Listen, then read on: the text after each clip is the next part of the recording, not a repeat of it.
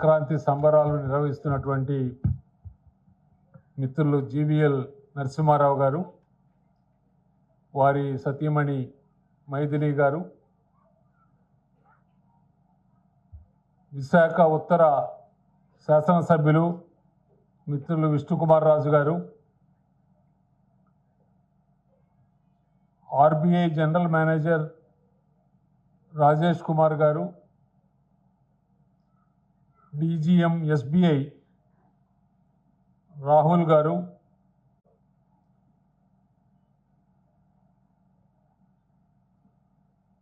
తెలుగు ప్రజల ముఖ్యమైనటువంటి పండుగ సంక్రాంతి. ఆ సంక్రాంతిని పురస్కరించుకొని సంక్రాంతి సంబరాలు పేరుతో ఈ యొక్క మంచి కార్యక్రమాన్ని నిర్వహించడం ఎంతో సంతోషకరమైన విషయం. ఈ కార్యక్రమానికి నన్ను ఆహ్వానించినందుకు ముందుగా నరసింహారావు గారికి, మీ అందరికీ నా హృదయపూర్వక కృతజ్ఞతలు తెలియజేస్తున్నాను. సంక్రాంతి సంబరాలతో ఊరుకోకుండా దానికి నరసింహారావు గారు ఆత్మనిర్భర్ సంక్రాంతి సంబరాలను పేరు పెట్టారు. అంటే ఆయన ఉద్దేశం సంక్రాంతి సంబరాలను పురస్కరించుకొని ఈ సంబరాలలో పాలు పంచుకునే ప్రతి ఒక్కరికి అసలు ఆత్మనిర్భర్ భారత్ అంటే ఏమిటి, అది సాధించటానికి వాళ్ళ ప్రభుత్వాలు తీసుకుంటున్నటువంటి చర్యల గురించి కూడా ప్రజలకు విపులంగా విశదీకరించాలని ఆయన భావన అయి ఉంటుందని నేను భావిస్తున్నాను. నేను ప్రస్తుతం ఒడిశా రాష్ట్ర గవర్నర్గా సేవలు అందిస్తున్నప్పటికీ నా భాష, నా సంస్కృతి, నా మట్టి ఇవన్నీ నన్ను ఎప్పుడూ తెలుగువాడిగానే నిలబడతాయి. తెలుగువాడిగా తెలుగు ప్రజల మధ్య ఈ మహా పండుగను జరుపుకోవడం, ప్రత్యేకించి నేను అనేక సంవత్సరాలు విశ్వవిద్యాలయంలో ఉన్నప్పుడు తిరుగాడిన ఈ ఆవరణలో ఈ కార్యక్రమాలు జరుపుకోవడం నా అదృష్టంగా భావిస్తున్నాను. మిత్రులారా, సంక్రాంతి కేవలం ఒక పండుగ కాదు, ఇది మన సనాతన సాంప్రదాయాలలో జీవన తత్వాన్ని బోధించే మహోత్సవం.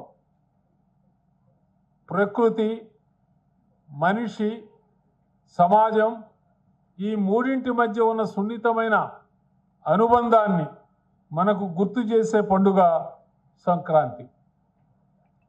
సూర్యుడు ఉత్తరాయణం వైపు ప్రయాణం మొదలుపెట్టి మొదలుపెట్టేటువంటి ఈ పవిత్ర కాలం ఆశ, వెలుగు మరియు శుభారంభానికి సంకేతం. తెలుగు సంస్కృతిలో సంక్రాంతి అంటే పెద్ద పండుగ. ఎందుకంటే ఇది రైతు జీవితానికి, గ్రామీణ సంస్కృతికి, కుటుంబ బంధాలకు ప్రాణంగా నిలిచే పండుగ. నివసించే వారందరూ సంక్రాంతి పండుగకు వారి వారి స్వగ్రామాలకు వెళ్ళి కుటుంబ సభ్యులు, బంధుమిత్రులందరితో కలిసి పండుగ జరుపుకునే సాంప్రదాయం నేటికి పాటిస్తున్నాం. ఇవాళ చూసాం, హైదరాబాద్, విజయవాడ రోడ్డు మీద వాహనాలు ఏ విధంగా ఉన్నాయి, రద్దీ. ఎంతమంది హైదరాబాదును వీడి వారి వారి స్వగ్రామాలకు వెళ్తున్నారో ఇవాళ మనం అన్ని టీవీల్లో కూడా ప్రత్యక్షంగా చూస్తున్నాం. అట్లాగే విశాఖపట్నానికి సంబంధించి కూడా ఈ నగరాన్ని నుంచి కూడా అనేక మంది వారి వారి యొక్క స్వగ్రామాలకు, ఉత్తరాంధ్రలో ఉన్న గ్రామాలకు వెళ్ళేటువంటి ఒక సంప్రదాయం మనకుంది. ఇందాక విష్ణుకుమార్ రాజు గారు, పరశురామరాజు గారు ఉటంకించినట్టుగా మేము గ్రామాలకు వెళ్ళలేకపోయాం, మా ఊరికి వెళ్ళలేకపోయాం, సంక్రాంతి పండుగ ఏ విధంగా జరుపుకోవాలని అనుకునే వారికి అటువంటి గ్రామీణ వాతావరణాన్ని విశాఖ నగరంలోనే కల్పించి సంక్రాంతి పండుగ సంబరాలు జరుపుకునే అవకాశాన్ని విశాఖలోనే కల్పించినటువంటి నరసింహారావు గారికి మనందరం తరఫున హృదయపూర్వక అభినందనలు తెలియజేస్తున్నాం. సంక్రాంతి, కనుమ, ముక్కనుమ ఈ 4 రోజులుగా జరుపుకునే ఈ పండుగ ప్రతిరోజు ఒక గొప్ప సందేశాన్ని ఇస్తుంది. మొదటి రోజు భోగి.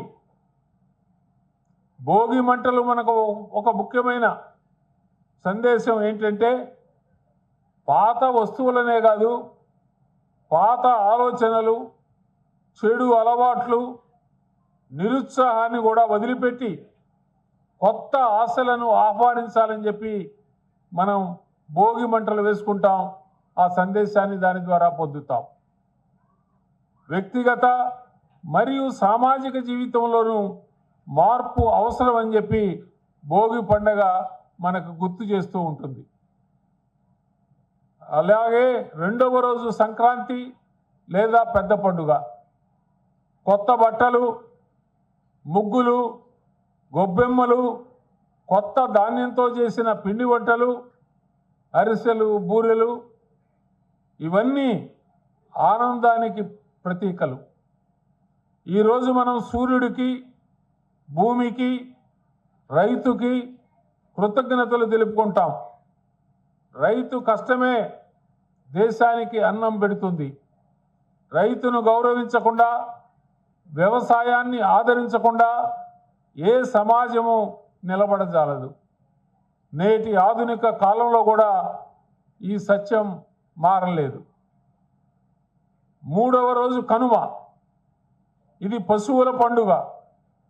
కనుమ రోజు పశువులను పూజించడం ద్వారా మన పూర్వీకులు ప్రకృతితో సహజీవనం ఎంత ముఖ్యమో మనకి చెప్పారు.